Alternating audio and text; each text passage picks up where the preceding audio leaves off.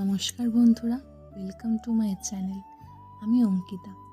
বিগত কিছুদিন ধরেই বৃষ্টি হচ্ছে, ওয়েদারটা বেশ ঠান্ডা।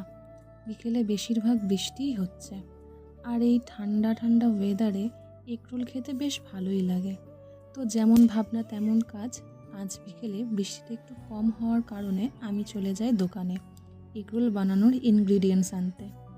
এবার আমি প্রথমে কিছুটা বোনলেস চিকেনকে ছোট ছোট টুকরো করে ভালো করে ধুয়ে তাতে নুন এবং লেবু মাখিয়ে দিই। তারপর ময়দা মেখে রুটি ভেজে নিই এবং একটা একটা করে ডিম ফাটিয়ে তার মধ্যে স্বাদ মতো নুন দিয়ে মিশিয়ে নিয়ে ওটা কড়াইতে দিয়ে কিছুটা ভাজা ভাজা হয়ে আসলে তার ওপর আগে থেকে ভেজে রাখা রুটিগুলো একটা একটা করে দিয়ে ভালো করে ভেজে নিয়ে নামিয়ে নিয়েছি। এবার ভাজা রুটিগুলির মধ্যে ভেজে রাখা চিকেনগুলো আর পেঁয়াজ এবং লঙ্কা আর সস দিয়ে কাসুন্দি দিয়ে ভালো করে রোল করে নিই। বাড়িতে শসা এবং গাজর ছিল না, তবু রোলটা খেতে